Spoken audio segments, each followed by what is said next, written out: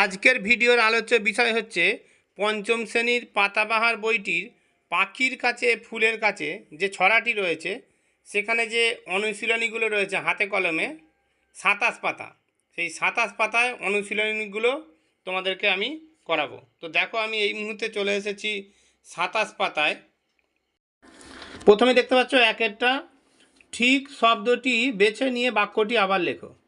তো প্রথমে যেটা সঠিক শব্দ হবে সেটার নিচে প্রথমে দাগ দিয়ে নেবে, দাগ দেওয়ার পর তারপর বাক্যটিকে খাতায় লিখবে তোমরা। দেখো প্রথমে রয়েছে জোনাকি এক ধরনের পাখি, মাছ, পোকা, খেলনা। পোকা হবে। মোর বলতে বোঝানো হয় গোল, বাঁক, যোগ, চওড়া। বাঁক হবে। দরবার শব্দটির অর্থ হলো দরজা, সভা, দরগা, দোকান। তোমরা করবে সভা। তারপর ৪-এর দাগে দেখো প্রকৃতির সুন্দর চেহারা যে অংশটিতে ফুটে উঠেছে সেটি হলো কী হবে, ডাবের মতো চাঁদ। এরপর শব্দার্থগুলো পড়তে হবে। তারপরে এখানে দেখতে পাচ্ছ কয়ের সঙ্গে খ স্তম্ভ মেলাও। আমি যেরকমভাবে স্তম্ভ মিলিয়েছি সেরকমভাবে তোমরা স্তম্ভটা মিলিয়ে নেবে। চাঁদ, শশী, ঠান্ডা, শীতল, পাহাড়, গিরি, জোনাকি, খদ্দোত, দিঘি, জলাশয় বা দীর্ঘিকা, জল, নীর, ফুল, পুষ্প।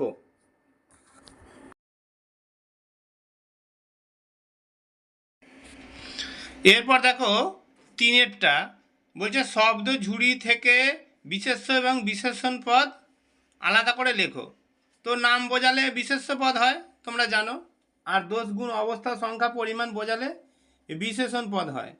তো আমি এখানে যেমন যেমন করেছি তোমরাও ঠিক সেই মতো করবে। দেখো আমি এখানে লাল দাগ দিয়ে রেখেছি। যেগুলো বিশেষ্য পদ দেখতে পাচ্ছ চাঁদ, শহর, দরগাতলা, জোনাকি, এগুলো সব বিশেষ্য পদ, এগুলো বাম দিকে লিখবে। আর যেগুলো বিশেষণ পদ সেগুলো আমি দাগ দিইনি, সেগুলো ডান দিকে লিখবে। এই যে এখানে কলরব শব্দটি রয়েছে যেটা দাগ দেওয়া নেই দেখতে পাচ্ছ একদম শেষে, এটাও কিন্তু বিশেষ্য পদ। পরেরটা ল বর্ণটি দুবার ব্যবহার হবে, এরকম 5টি শব্দ লিখতে হবে। এরপরে আমি পাতা উল্টাচ্ছি। দেখো 5-এর দাগের বলছে কাছে শব্দটিকে নিকটে এবং দেখা করা এই দুই অর্থে ব্যবহার করে দুটি বাক্য লেখো। তো দেখো এই যে দেখা করা, এই শব্দটা একটু প্রিন্টিং মিস্টেক আছে।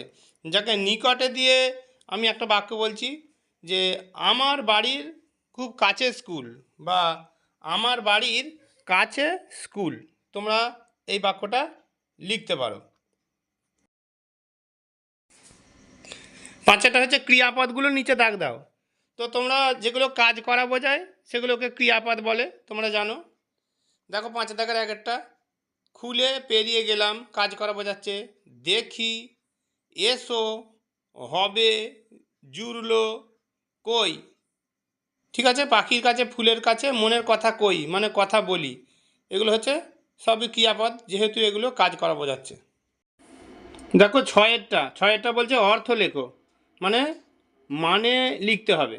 ঠিক আছে, দেখো এখানে আমি করে দিয়েছি ঝিম ধরা মানে হচ্ছে চুপচাপ, উটকো অর্থাৎ অপরিচিত ব্যক্তি, দরবার মানে সভা, কলরব কোলাহল, মিনার সৌধ।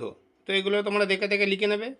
এরপর দেখো 7-এরটা কি বলছে, সমার্থক শব্দ লেখো। সমার্থক শব্দ লিখতে হবে। তো দেখো আমি এরগুলোও করে দিয়েছি। চাঁদ মানে হচ্ছে চন্দ্র, ইন্দু, শশী, পক্ষী পাখি, পক্ষী, খেচর, বিহগ, ফুল, পুষ্প, কুসুম, প্রসূন, গাছ, বৃক্ষ, তরু, পাদপ, জোনাকি হচ্ছে খদ্দোত। এগুলো তোমরা দেখে দেখে খাতায় সব লিখে নেবে। 8-এরটা বিপরীত শব্দ লেখো মানে উল্টো শব্দ লেখো।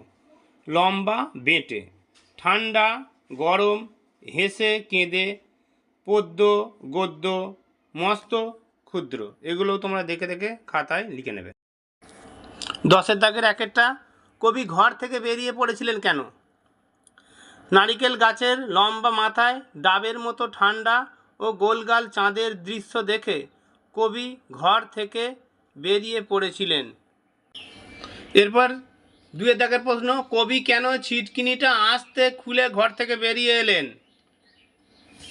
নারকেল গাছের মাথার উপর ঠান্ডা ও গোলগাল চাঁদ দেখে কবি আকৃষ্ট হন।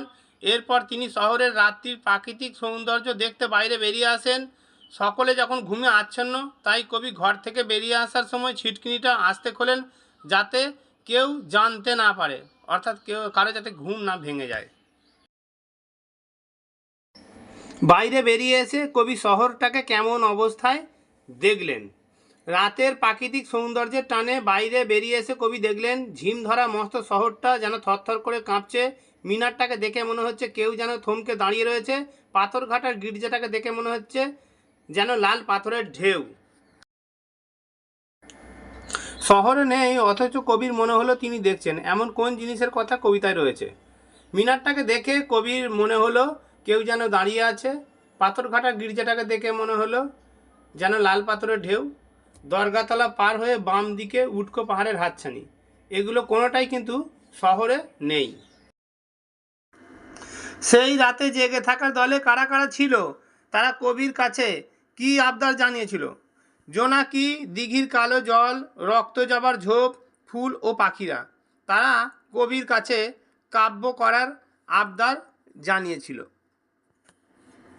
10-এর দাগের 6-এরটা দেখো, তাদের ডাকে সাড়া দিয়ে কবি কি করলেন। তাদের ডাকে সাড়া দিয়ে কবি কি করলেন? তাদের ডাকে সাড়া দিয়ে কবি পকেট থেকে ছড়ার বই খুলে পাখির কাছে এবং ফুলের কাছে মনের কথা বললেন। সাতেরটা দেখো কি বলছে, রক্ত যাবার ঝোপের কাছে কাব্যের যে আসর বসেছিল সেই পরিবেশটি কেমন তা নিজের ভাষায় লেখো।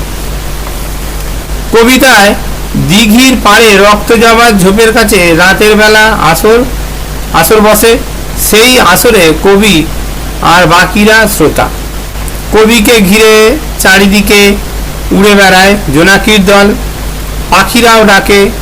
দিঘির কালো জল পাড়ে এসে ধাক্কা খেয়ে আবার ফিরে যায়।